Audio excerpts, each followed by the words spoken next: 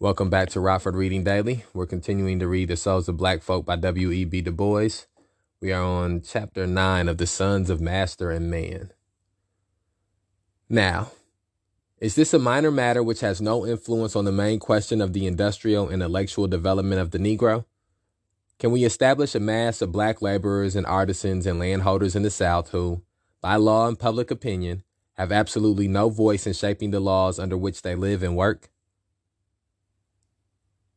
Can the modern organization of industry, assuming as it does free democratic government and the power and ability of the laboring class to compel respect for their welfare, can this system be carried out in the South when half its laboring force is voiceless in the public councils and powerless in its own defense? Today, the black man of the South has almost nothing to say as to how much he shall be taxed or how those taxes shall be expended, as to who shall execute the laws and how they shall do it, as to who shall make the laws and how they shall be made. It is pitiable that frantic efforts must be made at critical times to get lawmakers in some states even to listen to the respectful presentation of the black man's side of a current controversy. Daily, the Negro was coming more and more to look upon law and justice, not as protecting safeguards, but as sources of humiliation and oppression. The laws are made by men who have little interest in him. They are executed by men who have absolutely no motive for treating the black people with courtesy or consideration, and, finally, the accused lawbreaker is tried, not by his peers, but too often by men who would rather punish 10 innocent Negroes than let one guilty one escape. And I think that one of the things that's important to keep in mind when we're reading this is that this book was written, this book was published in 1903, but it has a bunch of the passages or chapters we're reading are from essays that Du Bois put out before 1903. And I say that because when he speaks about the relationship black people have with lawmakers, that's something that is still true and relevant. When he speaks about the relationship black people have with police, that's something that is still true and relevant. When he speaks about the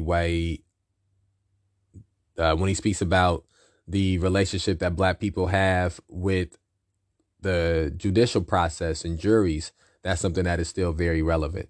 And there's very few times where black people are judged by their peers. There are very few times when black people interact with police, and the interaction with the police is one that is respectable and just. And especially the institution as a whole has come to be, a lot of times I speak about why black people and poor people and people of color view the police in the way that they view the police. And I say that it's steeped in generations of oppression, of generations of institutional prejudice and discrimination. And we have here a book written in the beginning of the 20th century, released in the beginning of the 20th century, that touches on those exact same things, that touches on the roots of the relationships that black people have with certain institutions in our country. I should be the last one to deny the patent weakness and shortcomings of the Negro people. I should be the last to withhold sympathy from the white South in its efforts to solve its intricate social problems. I freely acknowledge that it is possible, and sometimes best, that a partially undeveloped people should be ruled by the best of their stronger and better neighbors for their own good, until such time as they can start and fight the world's battles alone. I have already pointed out how sorely in need of such economic and spiritual guidance the emancipated Negro was, and now I'm quite willing to admit that if the representatives of the best white Southern public opinion were the ruling and guiding powers in the South today, the conditions indicated would be fairly well fulfilled.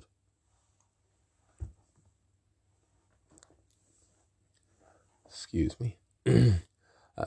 But the point I have insisted upon, and now emphasize again, is that the best opinion of the South today is not the ruling opinion. That to leave the Negro helpless and without a ballot today is to leave him not to the guidance of the best, but rather to the exploitation and debauchement of the worst.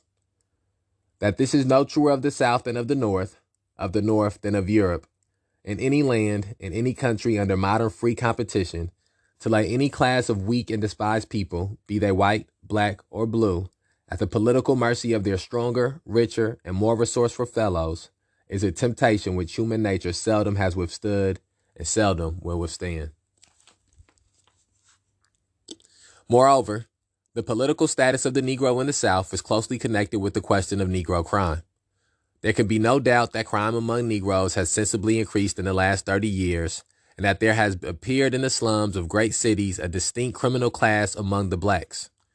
In explaining this unfortunate development, we must note two things. One, that the inevitable result of emancipation was to increase crime and criminals, and two, that the police system of the South was primarily designed to control slaves. As to the first point, we must not forget that under a strict slave system there can be scarcely such a thing as crime. But when these variously constituted human particles are suddenly thrown broadcast on the sea of life, some swim, some sink, and some hang suspended, to be forced up or drowned by the chance currents of a busy, hurrying world. So great an economic and social revolution that swept the South in '63 meant the weeding out among the Negroes of the incompetent and vicious, the beginning of a differentiation of social grades. Now, a rising group of people are not lifted bodily from the ground like an inert solid mass, but rather stretched upward like a living plant with its roots still clinging in the mold. The appearance, therefore, of the Negro criminal was a phenomenon to be awaited, and while it causes anxiety, it should not occasion surprise. Here again, the hope for the future depended peculiarly on careful and delicate dealing with these criminals. Their offenses at first were those of laziness, carelessness, and impulse, rather than of maliciousness or ungoverned viciousness. Such misdemeanors needed discriminating treatment, firm but reformatory, with no hint of injustice and full proof of guilt. For such dealings with criminals, white or black, the South had no machinery, no adequate jails or reformatories. Its police system was arranged to deal with blacks alone, and tactically assumed that every white man was ipso facto a member of that police. Thus grew up a double system of justice, which erred on the white side by undue leniency and the practical immunity of red-handed criminals, and erred on the black side by undue severity, injustice, and lack of discrimination. For, as I have said, the police system of the South was originally designed to keep track of all Negroes, not simply of criminals, and when the Negroes were freed and the whole South was convinced of the impossibility of free Negro labor, the first and almost universal device was to use the courts as a means of re-enslaving the blacks. It was not then a question of crime, but rather one of color, that settled a man's conviction on almost any charge. Thus Negroes came to look upon courts as instruments of injustice and oppression, and upon those convicted in them as martyrs and victims. When, now, the real Negro criminal appeared, and instead of petty stealing and vagrancy we began to have highway robbery, burglary, murder, and rape, there was a curious effect on both sides of the color line. The Negroes refused to believe the evidence of white witnesses or the fairness of white juries, so that the greatest deterrent to crime, the public opinion of one's own social caste, was lost, and the criminal was looked upon as crucified rather than hanged. On the other hand, the whites, used to being careless as to the guilt or innocence of accused Negroes, were swept in moments of passion beyond law, reason, and decency. Such a situation is bound to increase crime and has increased it. To natural viciousness and vagrancy are being daily added motives of revolt and revenge which stir up all the latent savagery of both races and make peaceful attention to economic development often impossible. But the chief problem in any community cursed with crime is not the punishment of the criminals, but the preventing of the young from being trained to crime. And here again, the peculiar conditions of the South have prevented proper precautions. I have seen 12-year-old boys working in chains on the public streets of Atlanta, directly in front of the schools, in company with old and hardened criminals. And this indiscriminate mingling of men and women and children makes the chain gangs perfect schools of crime and debauchery. The struggle for reformatories, which is going on in Virginia, Georgia, and other states, is the one encouraging sign of the awakening of some communities to the suicidal results of this policy. And man, that was a lot that was in those sections. Let's see. So I think that Du Bois does a good job of explaining the relationship that Black people have had with criminology and crime, and also with the criminal justice system and with the institution of policing, which, sort of falls in the umbrella of criminal justice system. But I say those things to say that in his description, these are the roots of the distrust that Black people have for police. These are the roots of the distrust that Black people have for the court system. This is the distrust that Black people have for prisons and jails. And then it also illustrates the reason that a lot of time, and this is an argument that happens within the Black community a lot, where somebody will be saying free a person who is currently incarcerated for something or is in jail for something. And maybe this person's in jail for murder. Maybe this person's in jail for selling drugs. Maybe this person's in jail for robbing a store. Maybe this person's in jail for a domestic charge. And what happens is there are some people, because of their distrust of the police and distrust of the court systems, distrust of jails, that no matter what evidence is presented, they're not going to trust these systems. And so they're going to want this person freed from being imprisoned. Then there's going to be some people that are not going to see certain things as, or they're going to be some people that maybe they may see something as like selling drugs, for instance. As myself personally, I don't view selling drugs or somebody being arrested for selling drugs in the same way that somebody who may live in a rich neighborhood who's far away from drug dealing, except for when they need to go get them some coke or something like that, view selling drugs. I personally understand how many people have grown up in generational cycles where there's generational drug dealing going on. One of the first jobs you have the opportunity to, or one of the first ways of making money that is presented to you is selling drugs. And so I understand how easy it is to fall in that cycle. I also understand how many people live in situations of poverty, and the only way for them to get out of that poverty is not waiting until they're old enough to get a job, or 15, 16 to get a job. They start selling drugs before that.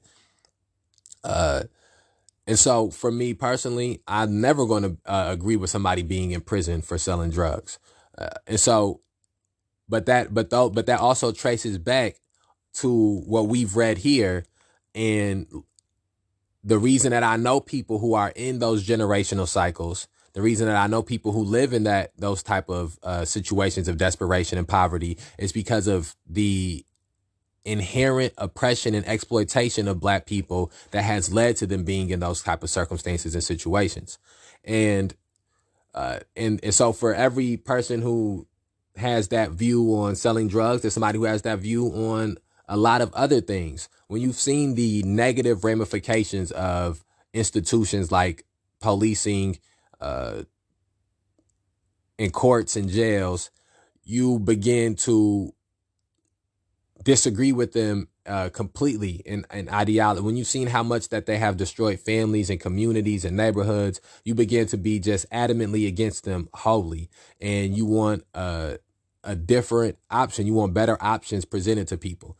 One of the other things about jail that I often speak about, in prison that I often speak about, is that you take these people who are already doing actions that you consider to be outside of societal norms, and you group them all together with other people who do these same actions. You put them in a place where all the societal norms and values that we hold high are removed, and there's violence and deception going on a regular basis. And then these people, after you stick them in there, you put them back into the real world, and you have done nothing to change their perception or their experiences in a positive manner. You've done things to affect them in a negative manner. And to me, that's what Du Bois is pointing out when he speaks about the young kids being on the chain gang right next to the adults. And when he speaks about one of the biggest issues was that these children that were growing up began to take after the adults who were who had committed some of these acts of crime. And so I hope I'm sort of just trying to bridge the gap between the inception. And then I think another thing that's important to point out is that he spoke about how the Southern police force was only put together to catch slaves. It was only put together to stop black people and catch black people, which led to white people not being caught for things that they did, and led to more black people being in prison for things that they didn't do. And both of those things both contribute to the perceptions that both of these groups of people have about the police. When you grow up being black, seeing white people do things and not go to prison for them, and then you see black people go to prison for things that they didn't do, or have just go to prison for things that they didn't do, it changes your perception of the institutions which are perpetuating these things.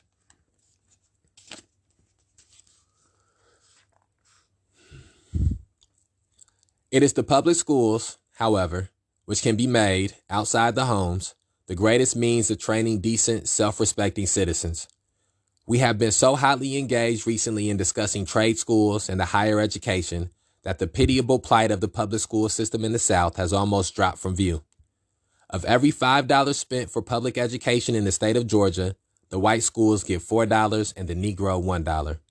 And even then, the white public school system, save in the cities, is bad and cries for reform. If this is true of the whites, what of the blacks? I am becoming more and more convinced as I look upon the system of common school training in the South that the national government must soon step in and aid popular education in some way. Today, it has been only by the most strenuous efforts on the part of the thinking men of the South that the Negro's share of the school fund has not been cut down to a pittance in some half-dozen states. And that movement not only is not dead, but in many communities is gaining strength. What in the name of reason does this nation expect of a people, poorly trained and hard-pressed in severe economic competition, without political rights, and with ludicrously inadequate common school facilities? What can it expect but crime and listlessness, offset here and there by the dogged struggles of the fortunate and more determined, who are themselves buoyed by the hope that in due time the country will come to its senses?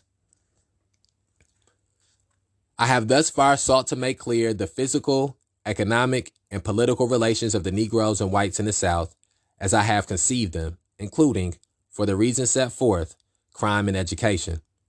But after all that has been said on these more tangible matters of human contact, there still remains a part essential to a proper description of the South, which it is difficult to describe or fix in terms easily understood by strangers. It is, in fine, the atmosphere of the land, the thought and feeling, the 1,001 little actions which go to make up life. In any community or nation, it is these little things which are most elusive to the grasp and yet most essential to any clear conception of the group life taken as a whole. What is thus true of all communities is peculiarly true of the South, where, outside of written history and outside of printed law, there has been going on for a generation as deep a storm and stress of human souls, as intense a ferment of feeling, as intricate a writhing of spirit as ever a people experienced. Within and without the somber veil of color, vast social forces have been at work. Efforts for human betterment, movements toward disintegration and despair, tragedies and comedies in social and economic life, and a swaying and lifting sinking of human hearts which have made this land a land of mingled sorrow and joy, of change and excitement and unrest. The center of this spiritual turmoil has ever been the millions of black freedmen and their sons, whose destiny is so faithfully bound up with that of the nation. And yet the casual onlooker,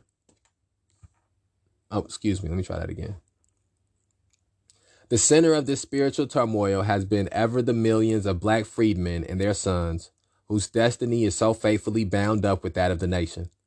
And yet the casual observer visiting the South sees at first little of this.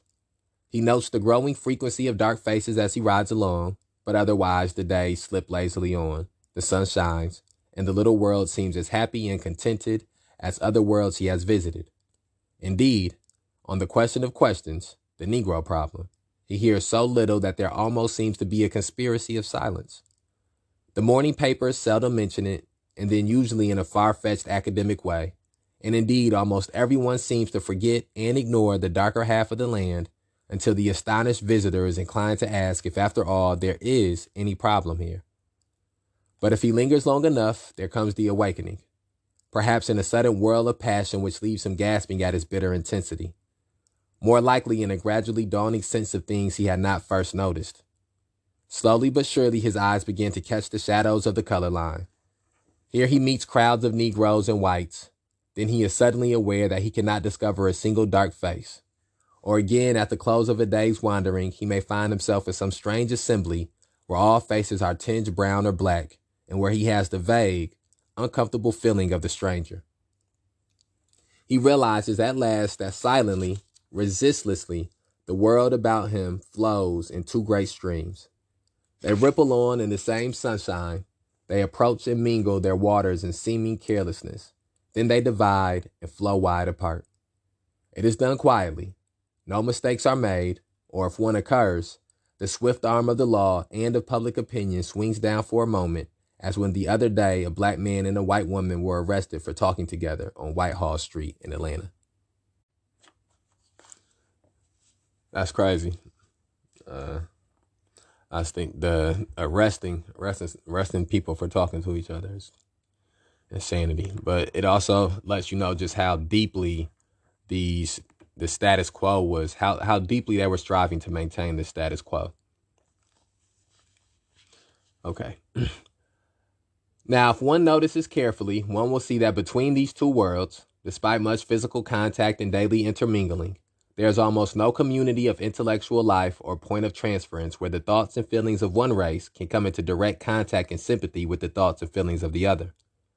Before and directly after the war, when all the best of the Negroes were domestic servants and the best of the white families, there were bonds of intimacy, affection, and sometimes blood relationship between the races.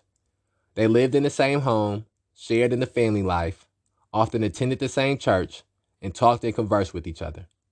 But the increasing civilization of the Negro since then has naturally meant the developing of higher classes. There are increasing numbers of ministers, teachers, physicians, merchants, mechanics, and independent farmers, who by nature and training are the aristocracy, and leaders of the blacks. Between them, however, and the best element of the whites, there is little or no intellectual commerce. They go to separate churches, they live in separate sections, they are strictly separated in all public gatherings, they travel separately, and they are beginning to read different papers and books. To most libraries, lectures, concerts, and museums, Negroes are either not admitted at all or on terms peculiarly galling to the pride of the very classes who might observe the attraction.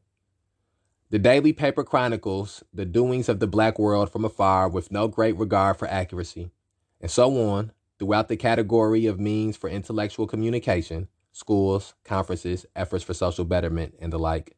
It is usually true that the very representatives of the two races, who for mutual benefit and welfare of the land ought to be in complete understanding and sympathy, are so far strangers that one side thinks all whites are narrow and prejudiced, and the other thinks educated Negroes dangerous and insolent. Moreover, in a land where the tyranny of public opinion and the intolerance of criticism is for obvious historical reasons so strong as in the South, such a situation is extremely difficult to correct. The white man, as well as the Negro, is bound and barred by the color line, and many a scheme of friendlessness and philanthropy. The white man, as well as the Negro, is bound and barred by the color line, and many a scheme of friendliness and philanthropy, a broad-minded sympathy and generous fellowship between the two has dropped stillborn because some busybody has forced the color question to the front and brought the tremendous force of unwritten law against the innovators. It is hardly necessary for me to add very much in regard to the social contact between the races. Nothing has come to replace that finer sympathy and love between some masters and house servants, which the radical and more uncompromising drawing of the color line in recent years has caused almost completely to disappear. In a world where it means so much to take a man by the hand and sit beside him, to look frankly into his eyes and feel his heart beating with red blood, in a world where a social cigar or a cup of tea together means more than legislative halls and magazine articles and speeches, one can imagine the consequences of the almost utter absence of such social amenities between estranged races, whose separation extends even to parks and streetcars. Here there can be none of that social going down to the people, the opening of heart and hand of the best to the worst, and generous acknowledgement of a common humanity and a common destiny. On the other hand, in matters of simple almsgiving, where there can be no question of social contact, and in the succor of the aged and sick, the South, as if stirred by a feeling of its unfortunate limitations, is generous to a fault. The black beggar is never turned away without a good deal more than a crust, and a call for help for the unfortunate meets quick response. I remember, one cold winter in Atlanta, when I refrained from contributing to a public relief fund lest Negroes should be discriminated against, I afterward inquired of a friend, quote, "Were any black people receiving aid?" End quote. Quote, "Why," end quote, said he, quote, "they were all black," end quote. And yet this does not touch the kernel of the problem. Human advancement is not a mere question of almsgiving, but rather of sympathy and cooperation among classes who would scorn charity. And here is a land where, in the higher walks of life, in all the higher striving for the good and noble and true, the color line comes to separate natural friends and co-workers, while at the bottom of the social group, in the saloon, the gambling hell, and the brothel, that same line wavers and disappears.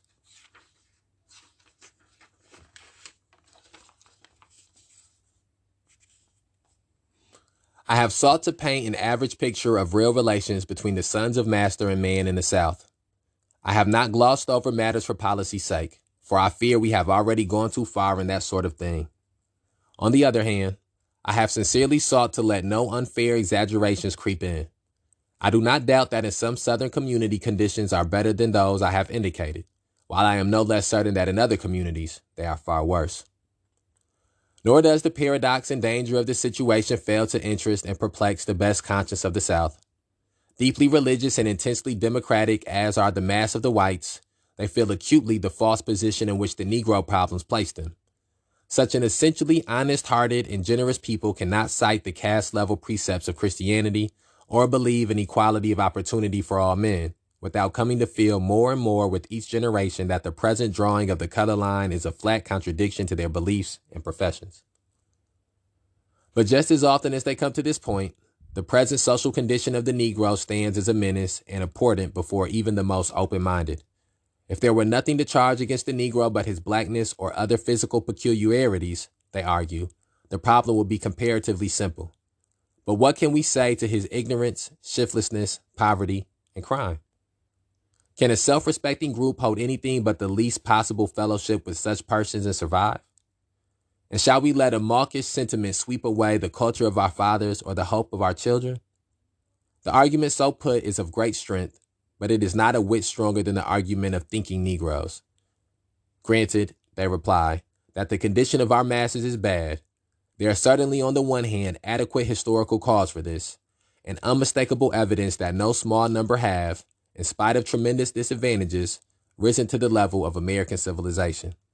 And when, by proscription and prejudice, these same Negroes are classed with and treated like the lowest of their people, simply because they are Negroes, such a policy not only discourages thrift and intelligence among black men, but puts a direct premium on the very things you complain of, inefficiency and crime. Draw lines of crime, of incompetency, of vice, as tightly and uncompromisingly as you will, for these things must be proscribed. But a color line not only does not accomplish this purpose, but thwarts it. In the face of two such arguments, the future of the South depends on the ability of the representatives of these opposing views to see and appreciate and sympathize with each other's positions, for the Negro to realize more deeply than he does at present the need of uplifting the masses of his people, for the white people to realize more vividly than they have yet done the deadening and disastrous effect of a color prejudice that classes Phyllis Wheatley and Sam Hose in the same despised class. It is not enough for the Negroes to declare that color prejudice is the sole cause of their social condition, nor for the white South to reply that their social condition is the main cause of prejudice. They both act as reciprocal cause and effect, and a change in neither alone will bring the desired effect. But both must change, or neither can improve to any greater extent. The Negro cannot stand the present reactionary tendencies and unreasoning drawing of the color line indefinitely without discouragement and retrogression. And the condition of the Negro is ever the excuse for further discrimination. Only by a union of intelligence and sympathy across the color line in this critical period of the Republic shall justice and right triumph. Quote, that mind and soul according well, many make music as before, but vaster. End quote. Oh man, I messed up the last. Oh god, let me do the quote one more time. Quote, that mind and soul according well may make one music as before, but vaster. End quote. Okay, and that brings us to the end of chapter 9, beginning of chapter 10. Chapter 10 is entitled Of the Faith of the Fathers, and I think we just got 2 chapters left.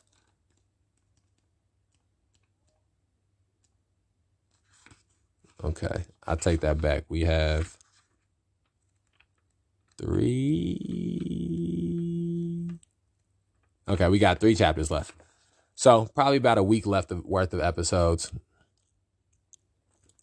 And some of the last passages that we read spoke about basically that, how black people and white people weren't communing with each other, didn't communicate with each other, didn't break bread with each other, that the fact that they didn't have some type of communal relationship where they could speak about the problems that the other ones had, or where they were reading about the problems, where they could be informed about the conditions that the other group of people were in, is what was leading to perpetuation of this prejudice and discrimination. And the prejudice and discrimination is what was continuing some of the negative ramifications black people were dealing with. And so within there, you could sort of see the emphasis that he was putting on it needing to be some type of direct contact or some type of relationship between what he considered to be the best of the black people and the best of the white people. I will say this. I don't agree with some of the sentiments that he had about the house slaves and their relationship with the masters. I understand where he's coming from with it. I understand that he lived in a different time period, so things were thought of differently. However, I just disagree with the idea that there was more love in between the masters and black people when they had close relationships with house slaves, or when the black people were their children, when there were black people, or because they had raped slaves, they had children who were also enslaved. And so he's sort of saying that because of this that proximity to each other was leading to them having a better relationship. And I don't agree with that. I don't agree that the lack of proximity during that time period was leading to them having a worse relationship. The problems that existed because of discrimination, existed because of prejudice, and that there was nothing that black people themselves could do to fix that, whether it was through having contact with white people, or whether it was becoming through more educated, or being more economically and financially literate. None of those things were going to be enough to stop the prejudice that existed and the racism and the discrimination that existed, unless those things were tackled head on, not only by black people, but by the white people within the white race that understood the inherent wrongness that existed within these beliefs. Okay, so please share this on whatever platform you're listening to it on. Be on the lookout for tomorrow's episode. Will come out at 8:00 a.m. sharp. And remember, we put these episodes out on a daily basis to provide people the opportunity to begin or further their journey in the struggle to end police terrorism, mass incarceration, and racial injustice. Holla at you tomorrow.